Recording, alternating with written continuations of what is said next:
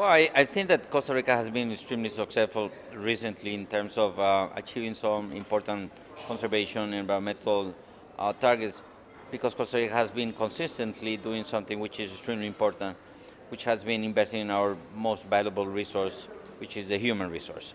Costa Rica has been a country that has been known as a long-standing democracy, very stable nation, and has consistently invested in education and healthcare for 150 years. So those are, I would say, enabling conditions to have a nation where the index in terms of human development is extremely high. Happy, well-fed, well-educated people make do a difference in terms of nature conservation, as opposed to many other nations in our neighborhood which are not doing good in terms of governance and political stability, and not doing good also in human development. So those nations are not in a position to really bring nature conservation as a driver, or as an option, or as a way to prosper in some of their social and economic challenges. And we heard in the talk that Costa Rica's forest cover had collapsed to 21% in 1987, from a high, I guess, of 71% in 1940. And obviously, it was higher before humans arrived. But what was the catalyst, as far as you're concerned, for moves to recover the country with forests? Well, Costa Rica was one of the nations with the highest rate of deforestation per capita in the world. And basically, what Costa Rica was doing was responding to the international markets and developing a lot of policies that were promoting land use changes, basically because there was not a good understanding of the benefit associated to protection of forests. And the belief was if we put under production the whole landscape, we will be able to generate more revenues. Unfortunately, most of the lands in the tropics are not suitable for intensive agriculture and cattle ranching. So after a while, after you clear the land, you'll be losing, nutrients and other benefits of it, and you will lose profitability. So based on that, we learned a lot of lessons, and one lesson was that forest can be a way to complement those policy objectives in terms of growth and social development. And we began designing innovative mechanisms for forest conservation at the same time that we were very flexible and very good in learning how we should, adjust our institutional framework to our needs in terms of forest and nature conservation. So the understanding of designing economic instruments for nature conservation, the fact that we were very good in adjusting our institutional framework to our immediate needs was those conditions that were extremely positive for us to be able to revert the rate of deforestation. And something very interesting, which is the fact we were able to restore degraded lands and protect forests without stopping growth. And this is kind of the most important message. While we were doubling the size of our forests, GDP per capita tripled. So this is a strong case of sustainability. I think Costa Rica has a very interesting example of how we can prosper in terms of growth and income, but at the same time protecting our natural capital. And these are the things that we wish to be seeing all over the world. Tell me a bit about the mechanisms that you deployed to allow you to recover the country with forests. People tend to believe that positive incentives like payment for environmental services are the drivers of change, and that's not the case. I think that the drivers of change were understanding the impact of perverse or negative incentives in nature. Traditionally, governments and politicians they establish all kinds of policies that promotes specific activities. The promotion of those specific activities, in many cases, generates an indirect or a negative impact in nature. So those are the things that we call perverse incentives. I'll give you a very concrete example. In Costa Rica, there was a very clear policy around productivity and agriculture.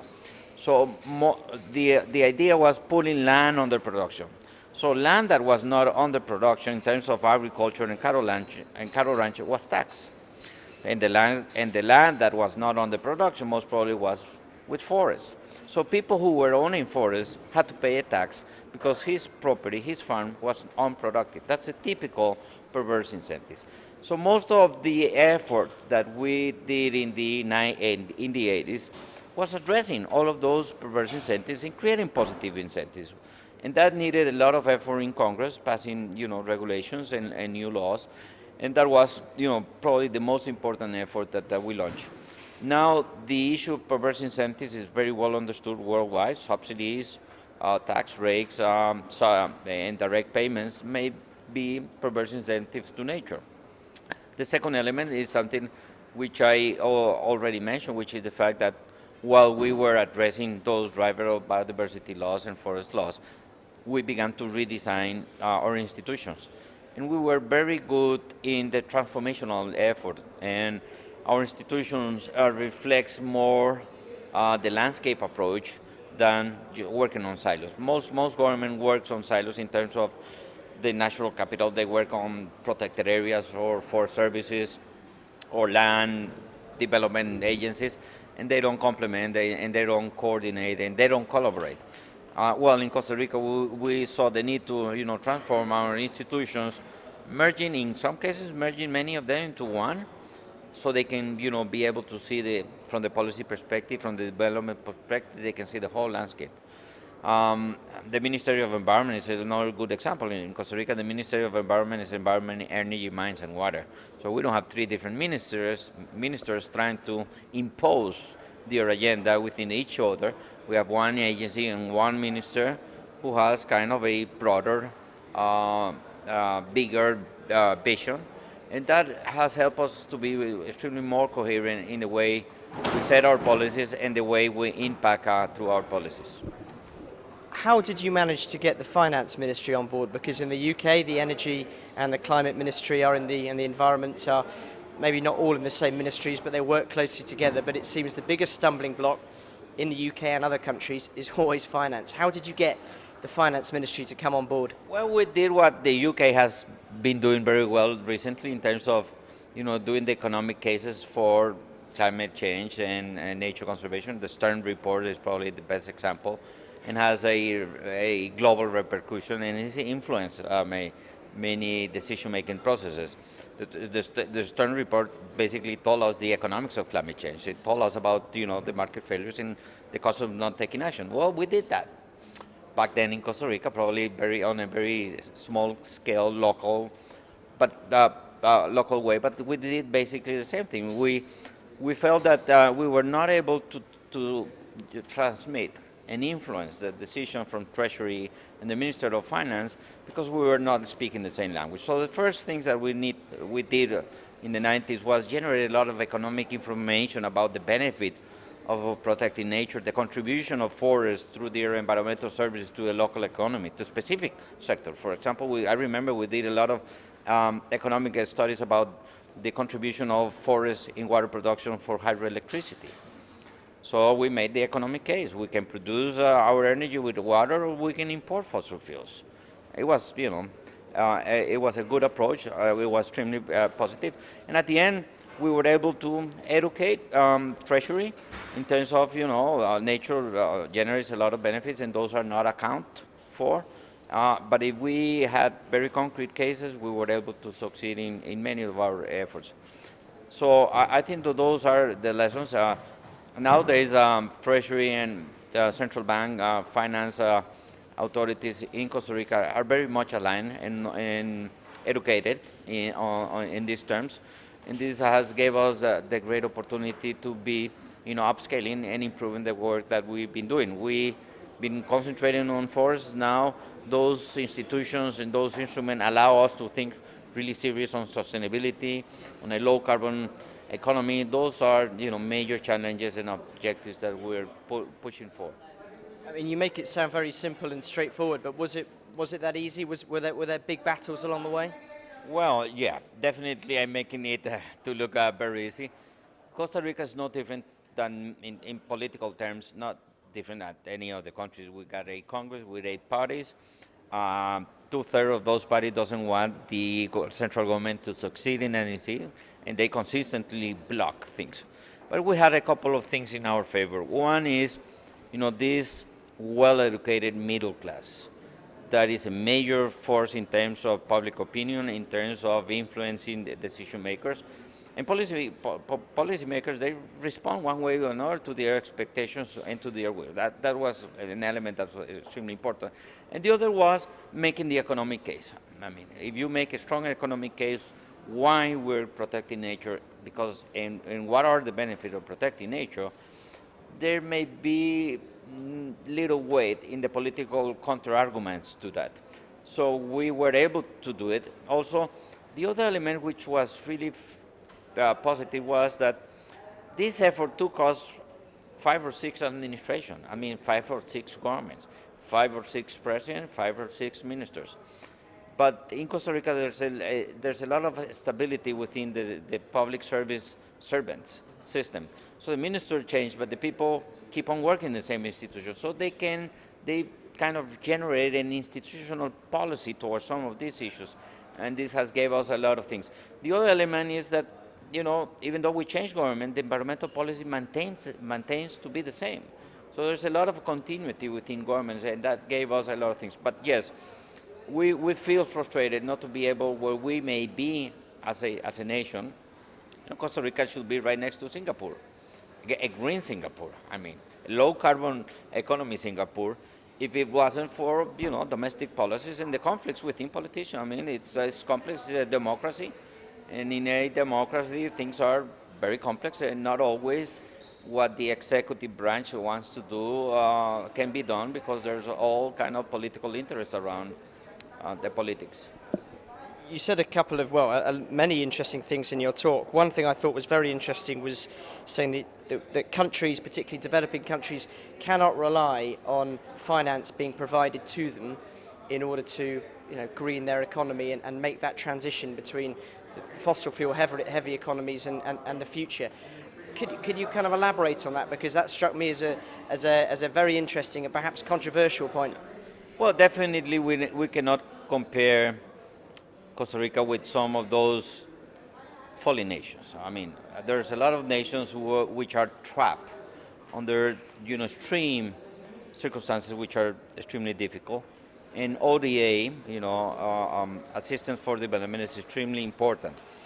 But that assistance should, be creating national conditions for these nations to eventually can build up on their own in terms of financing most of these agendas. And this is not a theory or an objective. This is something that Costa Rica has done. And we have learned through the assistance of through bilateral assistance, to be able to develop mechanisms by which we can sustain, in terms of financing, in terms of budget allocation, the needed resources to do this. So the international cooperation must be seen as a catalyzer. And I think that we have a challenge on both sides. The donor country should really understand how they can be able to capitalize on those investment, and the recipient country must be, open to design and to explore innovative mechanisms by which they can, multiply those resources, but most importantly, establish mechanisms that can be sustainable to the long run and can be transformational. We can begin transforming things by internalizing those negative externalities and dealing with the market failures and those things around the economics of nature conservation. Is that a popular message within the negotiating chambers? It's not a popular for 2 reasons. One, because we are not in between the 2 polarized groups. We got 2 kind of in a very simplistic way, we have 2 polarized groups.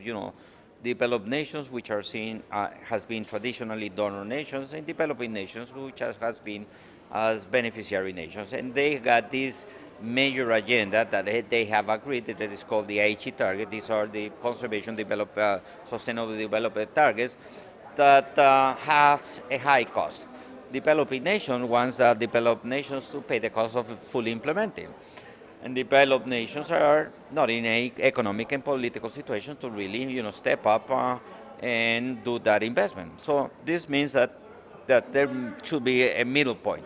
Costa Rica is a country that is in the middle of that point and can bridge those polarized positions and find middle ground where we can, begin building from that. I think that we are in a situation where we need to set some interim targets and be able to understand the circumstances that countries are going through, and be able to concentrate probably in the next 2 years. How can we establish some mechanisms that can trigger process that can last in time but can begin immediately? Because one of our concerns is that we may delay immediate actions, and that is extremely negative to the interest of the planet. I guess the final point, your fellow Costa Rican, Cristiana Figueres, in just over a month's time will be in Doha attempting something very similar to here, trying to get the developed and developing nations to agree on tough environmental targets. Why do you think that this arena seems to be slightly easier for countries to cooperate in, and whereas that one seems far more fierce, politicized and polarized? Well, you basically said said the response. This hasn't been a politically oriented convention. This convention has been attended and run by scientists, by technicians, by conservationists, and the economics around the decisions or the lack of decision is not very well understood or not very well reflected, as opposed to climate change. Climate change was 10, 15 years ago an environmental issue. Now it's not an environmental issue, it's a development issue.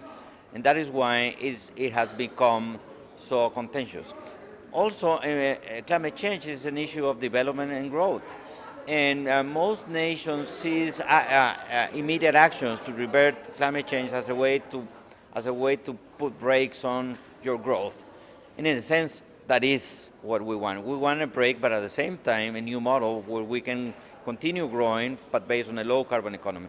So I see this convention going more and more politically, because the targets that are set here are touching that development structure, and are trying to move us towards a different pattern with different mechanisms where we can begin moving away from the business as usual. These targets are probably the most ambitious targets ever agreed by humans on nature conservation.